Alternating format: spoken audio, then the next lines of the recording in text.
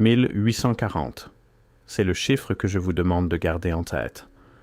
Pas une époque, pas une période floue, une année précise.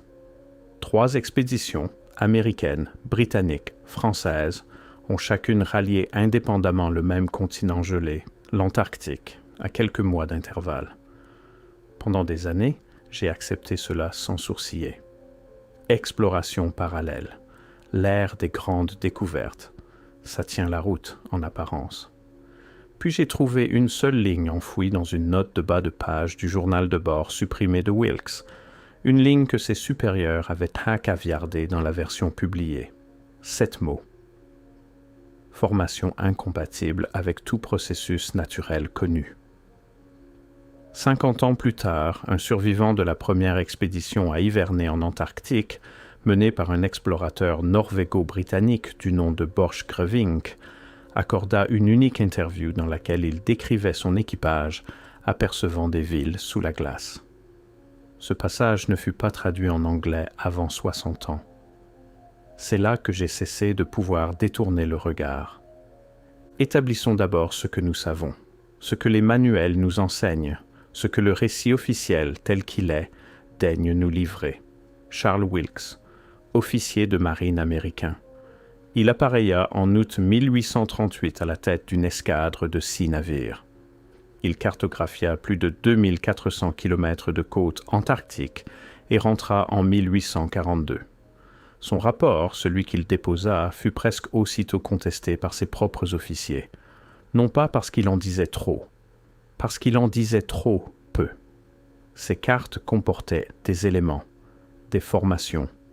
Ces officiers relevèrent des divergences entre ce que consignait le journal de bord officiel et ce que des membres d'équipage décrivaient dans leur correspondance privée, retrouvée plus tard par des chercheurs. Wilkes fut traduit en conseil de guerre à son retour. Pas une fois, à plusieurs reprises au fil de sa carrière. On l'accusa de punitions illégales infligées à son équipage, de conduite indigne. Il fut acquitté sur la plupart des chefs d'accusation. Mais il passa les décennies suivantes à végéter dans l'obscurité bureaucratique, ses découvertes antarctiques reléguées au second plan, ses journaux personnels lourdement remaniés avant publication. Dumont d'Urville quitta Toulon en septembre 1837. Sa mission, officiellement, était de pousser plus au sud qu'aucun navire français ne l'avait jamais fait, revendiquer des territoires, faire avancer la science, planter le tricolore dans la glace. Il rentra en novembre 1840. Il publia ses récits. La Terre Adélie, baptisée ainsi en hommage à sa femme, fut cartographiée. Il est resté dans les mémoires. Il est célébré. En mai 1842, il monta dans un train à Versailles avec sa femme et son fils. Le train dérailla. L'incendie qui s'ensuivit fut catastrophique. D'Urville, sa femme, son fils, n'en réchappèrent pas. Une grande partie des documents qu'il transportait, notamment des pièces d'expédition qu'il emportait pour examen, partit en fumée. Pas perdu en mer, pas détruit dans l'incendie d'un entrepôt de la marine, dans un train, en France, 2 ans après son retour d'Antarctique. Je ne dis pas que cela signifie quoi que ce soit. Je tiens à être précis là-dessus. Les accidents de train arrivent. La tragédie n'est pas un complot, mais je vous demande de retenir ce détail. Gardez-le simplement en mémoire. Et James Clark Ross, le plus décoré des 3. Il atteignit ce que l'on allait nommer la banquise de Ross, une muraille de glace haute comme les falaises blanches de Douvres, s'étirant sur des centaines de kilomètres. Il la décrivit comme infranchissable, stupéfiante, comme quelque chose qui l'avait arrêté net. Ces récits publiés sont considérés comme des modèles de retenue scientifique victorienne, précis, méthodiques, sans affect. Et pourtant, ces journaux de bord bruts, les originaux déposés à l'amirauté, ceux auxquels les chercheurs mirent des décennies à accéder pleinement, renferment des passages qui n'apparaissent nulle part dans le récit officiel. Des références à ce qu'un officier ne qualifiait que de anomalies géométriques dans les parois rocheuses exposées, des références, dans au moins 2 journaux intimes d'équipage indépendants, à ce qui ressemble à des pierres taillées. Pas de la glace, de la pierre.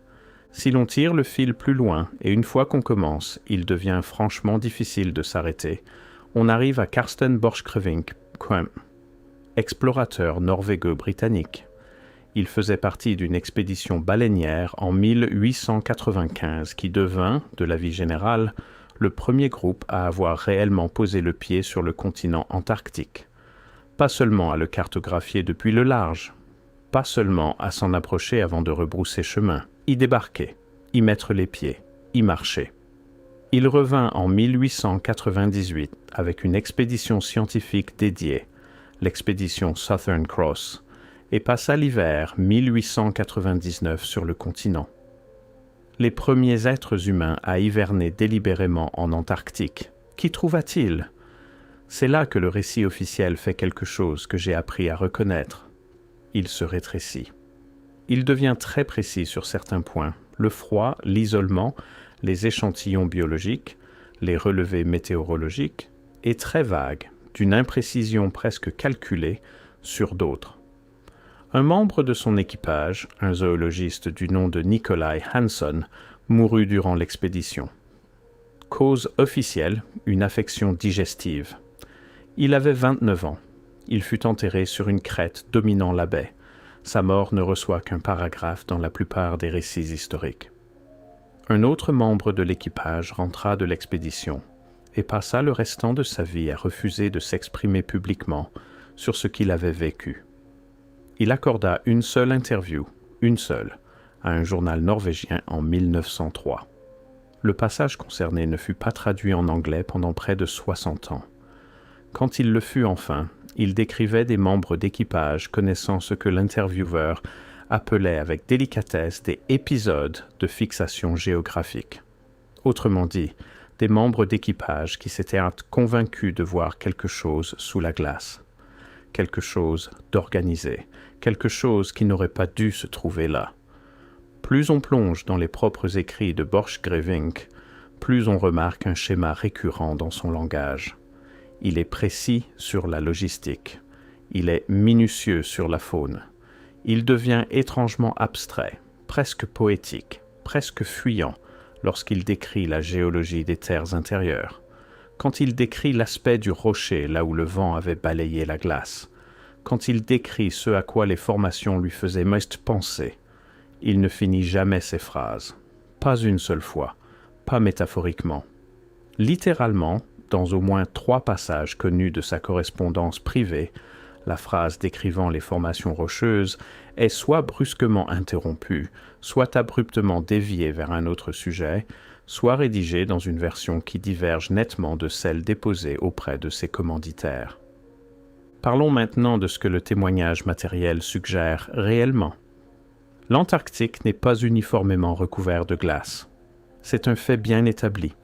Il existe des zones de roches affleurantes, les Nunatak, comme on les appelle, où la géologie est accessible, où l'on peut examiner la surface réelle du continent, où, sous certaines conditions de vent et de dérive, on peut voir ce qui se cache sous la calotte glaciaire en bordure. Les membres des premières expéditions décrivirent, à maintes reprises, des formations dans ces zones exposées qui leur parurent anormales. Les formulations varient, régularité singulière, face à angle droit inhabituel, agencement de pierres sans rapport avec l'érosion naturelle. Mais le thème revient avec une précision troublante dans de multiples récits indépendants, issus de multiples expéditions couvrant plusieurs décennies. Des angles réguliers, des intervalles géométriques répétés.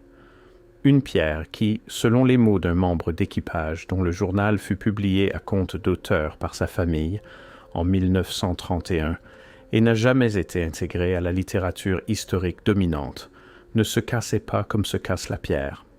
Bon. Les géologues vous parleront de basalte columnaire. Ils vous expliqueront le gélifraction, l'érosion différentielle, la tendance naturelle de certaines roches volcaniques à se cliver en motifs anguleux. Je le sais. J'ai lu ces explications. Et je veux être honnête, elles rendent compte d'une bonne partie de ce que les premiers explorateurs ont pu trouver déstabilisant dans un environnement sans commune mesure, avec tout ce qu'ils avaient connu. Mais voilà où l'explication orthodoxe commence à coincer sérieusement. Ce ne sont pas les angles, c'est la répartition. Plusieurs membres d'équipage issus de plusieurs expéditions, des hommes qui ne s'étaient jamais rencontrés, qui dans certains cas étaient ressortissants de nations activement rivales, qui n'avaient aucun moyen de coordonner leurs témoignages, décrivirent des formations similaires dans des zones géographiques distinctes le long de la côte antarctique. Pas au même endroit, à des endroits différents, séparés par des centaines de kilomètres. Si c'est de la géologie naturelle, basalte columnaire, gélifraction, érosion, c'est intéressant mais pas extraordinaire. La géologie antarctique est relativement uniforme par endroits. Soit. Mais si l'on superpose les emplacements approximatifs décrits dans ces différents récits, un schéma émerge qui ne correspond pas proprement aux formations géologiques connues. Les descriptions se regroupent d'une manière qui suggère, et je veux peser mes mots, je veux utiliser le mot suggère, une distribution, une disposition intentionnelle, un espacement. Pas une carrière, pas un bâtiment isolé, quelque chose de plus grand. Quelque chose qui exigerait de prendre du recul, beaucoup de recul, pour être perçu dans son ensemble. Et c'est ici que l'affaire devient franchement impossible à balayer d'un revers de main. Pour que l'histoire officielle tienne, pour que l'explication géologie naturelle plus explorateur surexcité rende pleinement compte de ce que ces archives révèlent, il faut expliquer quelque chose. Il faut expliquer pourquoi 3 gouvernements distincts, au cours de la même décennie, sans communication coordonnée, ont tous choisi de caviarder massivement, retarder, contester ou tout simplement ne jamais publier intégralement les rapports bruts de leurs expéditions antarctiques. Les États-Unis ne publièrent pas les cartes complètes de Wilkes pendant des années. Certaines furent reclassifiées. L'Amirauté britannique reçut les journaux complets de Ross, et une part substantielle de ce que ces officiers déposèrent séparément ne fut cataloguée publiquement qu'au XXe siècle. La France publia le récit de d'Urville, mais ce récit lui-même a été signalé par au moins 2 historiens français comme divergeant des journaux intimes d'équipage subsistants, et ce, de manière spécifique et récurrente, toujours les mêmes types de divergences. Les observations géologiques, les descriptions des caractéristiques intérieures de la côte, l'aspect de la roche exposée. Pas les relevés de température, pas les spécimens biologiques, pas les données de navigation. Les roches. Pourquoi les roches? 3 nations. Aucune communication partagée. Toutes à étouffer la même catégorie d'informations. L'explication officielle ne tient plus ici, elle s'effondre complètement. Car pour que ce soit une coïncidence, il faudrait croire que 3 gouvernements distincts, opérant dans une rivalité compétitive, ont tous décidé indépendamment que les caractéristiques géologiques de l'Antarctique étaient trop sensibles pour être publiées fidèlement, pour des raisons qu'aucun d'eux n'a jamais formellement explicitées, dans la même fenêtre de 20 ans. Ou alors, autre chose, quelque chose qu'ils ont tous vu, ou dont on les a informés, et qui a imposé la même réponse. C'est ici que je dois être honnête sur les limites de ce que je peux démontrer par rapport à ce que je ne peux qu'esquisser. Il existe un corpus de recherche, pas des recherches de pacotille, pas de la spéculation anonyme sur Internet, mais des travaux d'historiens de l'architecture, de géographes, de spécialistes des anomalies cartographiques, qui, discrètement, construit un dossier en faveur de l'existence d'une civilisation antérieure à portée mondiale, dont l'étendue fut bien plus vaste et dont l'effacement fut bien plus délibéré que ce que l'histoire officielle reconnaît. Vous avez peut-être croisé ces matériaux sous divers noms. Les cartes produites avant l'exploration formelle, la carte de Piri Reis, la carte d'Orontes Phineus, qui semblent représenter les côtes antarctiques avec une précision qui n'aurait pas dû être possible. Des côtes correspondant à la topographie sous-glaciaire confirmée seulement au XXe siècle par sonar. Des côtes dessinées sans la glace qui les recouvre aujourd'hui. Comment? La réponse classique, que ces cartes furent incopiées sur des sources plus anciennes, peut-être compilée à partir d'explorateurs dont les archives sont aujourd'hui perdues, est elle-même un aveu. Elle admet qu'existait une connaissance cartographique de l'Antarctique antérieure aux expéditions que nous reconnaissons comme premier contact. Elle admet que quelqu'un s'y était rendu, l'avait cartographié, avait laissé des traces suffisamment précises pour que des cartographes européens du XVIe siècle puissent les reproduire avec une exactitude reconnaissable. Elle se contente de ne pas demander qui. Et c'est là que le fil de 1840 se rattache à quelque chose de bien plus vaste.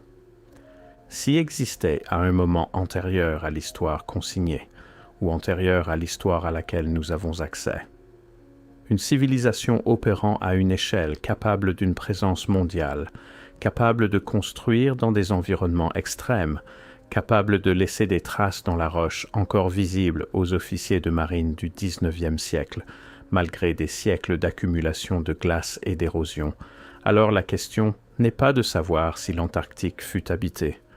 La question est de savoir quand il cessa de l'être.